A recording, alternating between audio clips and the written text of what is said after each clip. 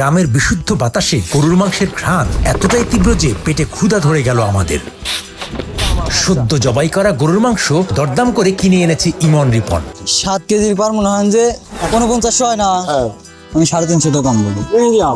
পাশে রেডিওতে গান বাজিয়ে উৎসব জমিয়ে রেখেছেন 70 ঊর্ধ্ব এক বৃদ্ধ।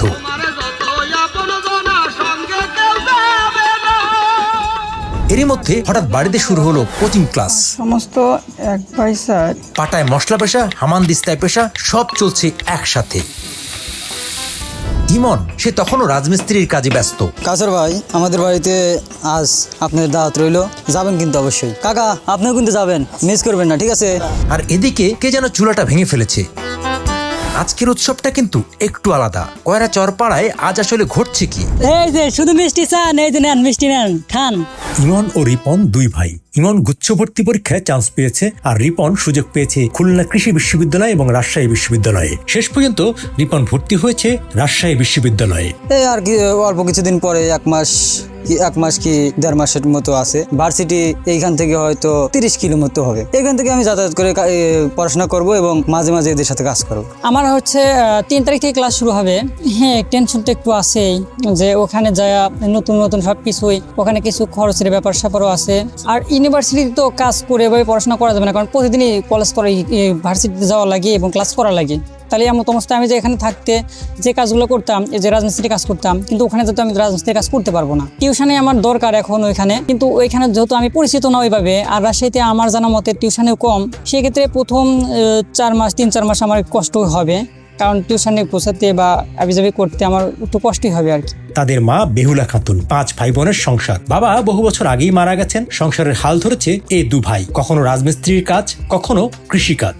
হ্যাঁ, আমার দায়িত্বটা বেশি। আমার বাবা মারা যাওয়ার পরে তো সকল দায়িত্ব আমার উপর পড়েছে। এই সাইডে আমার জিএসটি পরীক্ষার পরের দিন থেকে আমি কাজ করতেছি। ইমন রিপনের গল্পটা আলাদা। তারা পড়াশোনার ফাঁকে কাজ করেননি, বরং কাজের ফাঁকে পড়াশোনা করেছে। একসাথে রাজমিস্ত্রির কাজ করেছে। বড় ভাই কলেজে গেলে ছোট ভাই কাজ করেছে, আবার কলেজ শেষে বড় ভাই কাজ শুরু করেছে যাতে ছোট ভাই প্রাইভেট পড়তে যেতে পারে। তো আমার ছোট ভাই রিপনকে আমি পড়ার জন্য উৎসাহ জাগে এবং আমি কাজ করি। আর কাজ করার পাশাপাশি আমি তীব্র প্রচেষ্টা চালাই আমার পড়াশোনার জন্য। হ্যাঁ, আমার যখন খুবই দরকার হয়, এক্সাম সামনে বাজে, তখন আমার ছোট ভাইকে আমি কাজে পাঠা দিয়ে আমি পরীক্ষার হলে। আমি অনেকটা সময় রিপনের সাথে কাটিয়েছি, প্রায় ক্লাস 8 থেকে এইচএসসি পর্যন্ত আমরা একসাথে কাটিয়েছি। এক্সামের সময় বিশেষ করে দেখতাম দুই ভাই পড়াশোনা করতো। একদিন যদি এক্সাম গ্যাপ থাকতো, এক ভাই কাজ করতে যাইতো, আরেক ভাই ক্লাস করতো। আবার শনিবার শুক্রবার এই দিনগুলোতেও দেখতাম যে একজন কাজ করতো, একজন ক্লাস করতো, বাকি দিনগুলো আবার একসাথে ক্লাস করতো। বিশ্ববিদ্যালয়ে ভর্তি হতে গরু পর্যন্ত বিক্রি করতে হয়েছে। আমরা যখন গেলাম সিরাজগঞ্জের উল্লাপাড়ার কয়রা চরপাড়ায়, তাদের বাড়িটা দেখে মনে হলো এটা কি আদৌ বাড়ি বলা যায়? তবে একটা জিনিস চোখে পড়লো, খাট আর কয়েকটি আসবাব বাদে বাকি সবই পড়াশোনার জিনিস। বাসার যে অবস্থা, এটা হচ্ছে ওদের থাকার মূল ঘর। এই মূল ঘরে দেখা যাচ্ছে যে ওই পাশে ওরা থাকে আর এই পাশে আর মা এবং ছোট ভাই থাকে। বিশেষ করে আপনারা দেখেন ভাঙাচোরা, ওই পাশে একটা গরু ছিল, ওরা গরু বিক্রি করে অ্যাডমিশনের টাকা গোছাইছে এবং সংসার চালাইছে। কারণ ওই সময় তো পরীক্ষাও দিতে হবে, সংসারও চলতে হবে, যার কারণে ওরা উপায় না পেয়ে গরু বিক্রি করছে। যা এখন কিছু না কিছু ছাগল আছে। আরেকটা জিনিস খেয়াল করবেন, এখানে একটা হোয়াইট বোর্ড আছে, সেটা হচ্ছে রিপন নিজে কাজ রাজমিস্ত্রির কাজ করার পাশাপাশি যে সময়টুকু পায়, এলাকার গরিব মেধাবী ছেলেদেরকে অল্প টাকার বিনিময়ে ও এখানে একটু প্রাইভেট পড়ে আর কি। পিএসসি, জেএসসি, এসএসসি ও এইচএসসি তে ভালো ফল করার পর প্রতিবেশীরা মিষ্টি খেতে চেয়েছিল, তারা কথা দিয়েছিল, কিন্তু খাওয়াতে পারেননি। আমি যখন পিএসসি পরীক্ষা দেই, পিএসসি পরীক্ষার পরে যখন আমি জিপিএ 5 পাইছিলাম, তখন সবাই বিশেষ করে আমার পাড়ার প্রতিবেশী চাচা চাচিরা, ছোট ভাই বোনেরা, ওরা বলতো যে তাহলে পারে রিপন যেহেতু ভালো রেজাল্ট করলে তাহলে পারে মিষ্টি খাও। তো ওরকম সামর্থ্য হয় নাই। আজকে আনন্দ মানে আসলে আজকে অন্যরকম আনন্দ লাগতেছে। মিষ্টি খাওয়ানোর মতো সামর্থ্য নাই, বুঝলেন না?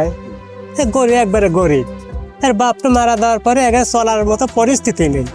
ওরা মনে করেন যে রাজমিস্ত্রির কাজ করে, এমন সেমন করে মনে করেন লেখাপড়া করে, কিছু কিছু ছাত্র লেখাপড়া করায়, এইভাবেই মনে করেন যে ওরা কষ্টে চলতেছে আর কি। 6 জনের খাবারের জন্য হাড় ভাঙা পরিশ্রম আর পুরনো বই কিনতে ভাঙ্গারের দোকানে যাওয়া, এ সংসারে খুশির সংবাদে মিষ্টি খাওয়ানো সম্ভব ছিল না। আমরা ভাবলাম এই দুই ভাইয়ের বিশ্ববিদ্যালয়ে ভর্তির আনন্দে যদি আত্মীয় প্রতিবেশীদের দাওয়াত দিয়ে খাওয়ানো যায়। আলহামদুলিল্লাহ, অনেক ভালো লাগতেছে। আমার মানে ইচ্ছা লাগতেছে আমি যেন ভবিষ্যতে এরকম কিছু করতে পারি। ভবিষ্যতে নিজের টাকায় আমি যেন মানুষ কিভাবে খাওয়াতে পারি, সুন্দর একটা মানুষ হতে পারি এবং আমাদের এই গ্রামটাকে যেন আদর্শ গ্রামে পরিণত করতে পারি, এটাই আমার ইচ্ছে। হ্যাঁ, ওরা চেষ্টা করে সর্বোচ্চ যে আমাদের মেসর এখানে মানে ভাঙুরি দোকান আছে, ওরা চেষ্টা করে ওইখান দিয়ে যদি একটা বই অল্প দামে বা এমনি যদি নিয়ে আসা পড়া যায়, ওরা চেষ্টা করছে যেভাবে ওরা পড়াশোনা করে আগে যেতে পারে, জাস্ট ওরা চেষ্টা করছে। অস্ট্রেলিয়া থেকে আদিবা তাহফিম যুক্ত হলেন চলতির সাথে, তিনি আয়োজনের দায়িত্ব নিলেন। অস্ট্রেলিয়া থেকে আদিবা আপা, উনি এটার ব্যবস্থা করছে, ওনাকে অনেক অনেক ধন্যবাদ। আল্লাহ পাক যেন ওনাকে সুস্থ রাখে, ওনার পরিবারকে সুস্থ রাখে। এরকম আয়োজন ওরা শুধু অন্যের বাড়িতে দেখছে আর কি, মানে এরকম আয়োজন হওয়ার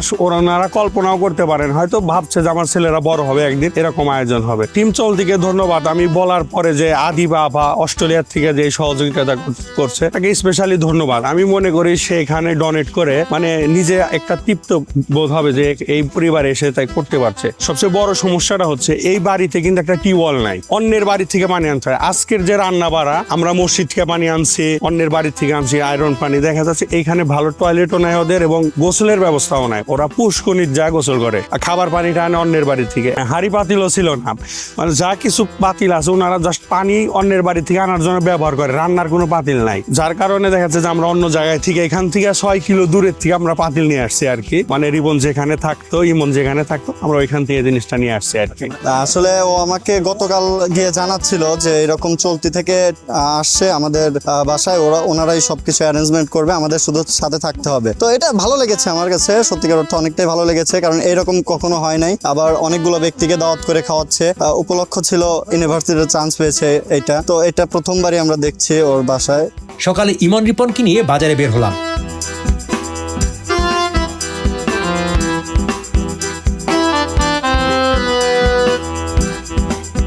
গরুর মাংস কেনা থেকে শুরু, সদ্য জবাই হওয়া মাংসের দোকানে ইমনের সাথে কষের দর কষাকষি, গরুর কোন অংশ নেবে আর 7 কেজি মাংসে কত টাকা কমাবে।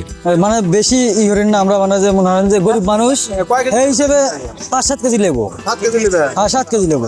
হ্যাঁ কত রাখবেন? কত রাখবেন? 100 টাকা তোমার লাগে না, এই 7 কেজি মাংস নেবো। মাংস তো 650 টাকা আবার দিয়া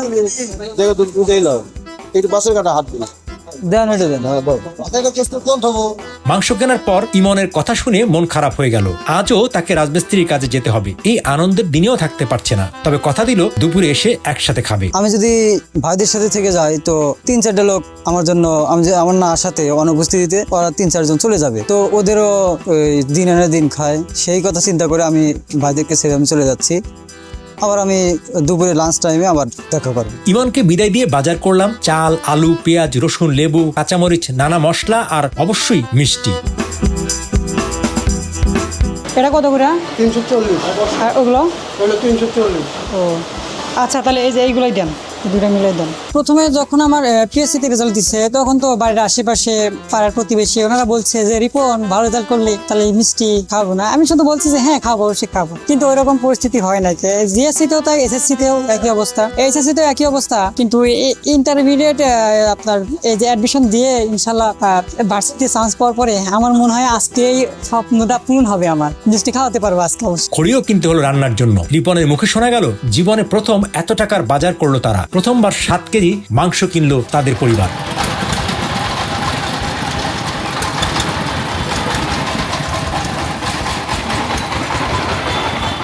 বাড়ি ফিরে হাঁকডাক পড়ে গেল, বাজার এসেছে। না না না, কোনোদিন করিনি। ঈদের সময় এসব ব্যবহার করতে পারবো, এটা আমার কাহুলি কি আমরা সলপালকেও খাওয়াইনি। ঈদের দিন কি করছে? ঈদের দিন আমরা নিজেই রাঁধছি, আল্লাহ মাল্লাহ যাই ওই আমরা রাঁধছি। কুরবানি দিছিলেন কে? না না না, কোরবানি দিইনি। মা আর আত্মীয়রা কাজে লেগে গেলেন। প্রতিবেশী এক বাবুর্চি এলেন, পারিশ্রমিক নেবেন না।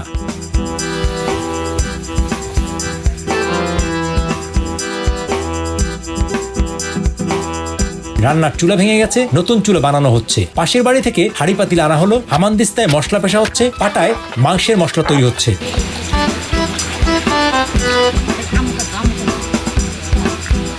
রিপন একদিকে চেয়ার আনছে, আবার ছাত্র পড়াচ্ছে কোচিং এর মতো। সংগ্রাম ও দায়িত্ব একসাথে বয়ে বেড়ানো কেমন হয় তার জীবন্ত উদাহরণ রিপন।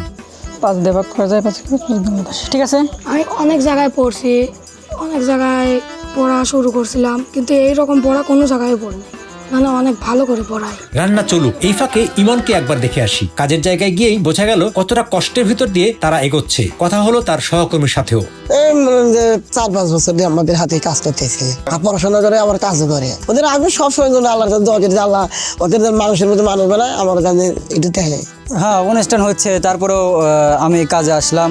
এর মধ্যে একটাই কারণ যে আমার সাথে 2জন কাজ করে, ওরা আমি যদি না আসি ওরা চলে যাবে, ওরা চলে গেলে ওরা দিন এনে দিন খায়। সেই জন্য আমি মানে নিজের বিবেক দিয়ে এটা দেখলাম যে কিছুক্ষণ পর ইমনও বাড়ি ফিরবে। আমরা ফিরি আয়োজনে। মাংস রান্নার ঘ্রাণটা ছড়িয়ে পড়েছে। বিশুদ্ধ বাতাসে এই গন্ধ পেটের ক্ষুধা বাড়িয়ে দিচ্ছে। আত্মীয় প্রতিবেশী সবাই মিলেমিশে খাচ্ছেন। 30 থেকে 35 জনের আয়োজন। পৃথিবীর সবচেয়ে সুন্দর দৃশ্যগুলোর মধ্যে বোধহয় এদের খাওয়ার দৃশ্যটাই অন্যতম। না, আমি পরে খাই, সবাই খাই উঠুক, আল্লাহর রহমতে সবকিছু ঠিকঠাক হোক, তারপরে আমি খাবো। একদিন এই রিপনদের বাড়িতে এই আয়োজনটা ইতিহাস হয়ে থাকবে। 10 বছর পরে হয়তো রিপনদের বাড়িতে সুন্দর একটা দোতলা ভবন হবে। ইমন রিপনদের বিয়ে হয়তো মহা ধুমধামেই হবে। ইমন রিপনরা 5 ভাই বোনই হয়তো শিক্ষার জোরে ভালো আয় করবে, সরকারি বা বেসরকারি প্রতিষ্ঠানের বড় কর্মকর্তা হবে। তখন এমন আয়োজন এই বাড়িতে হলে নিশ্চয়ই আজকের আয়োজনের গল্পটি মনে পড়বে নিশ্চয়ই চলতির কথা, অস্ট্রেলিয়া প্রবাসী আদিবার কথা, যার ছবিও কখনো দেখেনি এরা। অথচ এই বাড়িতে একটা আয়োজন তিনি করেছিলেন, তাদের আনন্দঘন একটা দিন উপহার দিয়েছিলেন। কোনো একদিন নিশ্চয়ই ইমন রিপন রাতে খেতে বসে তাদের সন্তানদের গল্প শোনাবেন গর্বের সাথে। আমরা 2 ভাই একসময় রাজমিস্ত্রি ছিলাম, সেখান থেকে এতদূর এসেছি। সন্তানরা হয়তো শুনবে, কিন্তু কোনোদিন কি বুঝবে কতটা কষ্টের বিনিময়ে বাবাদের অর্জন? বিদায় কয়রা চরপাড়া।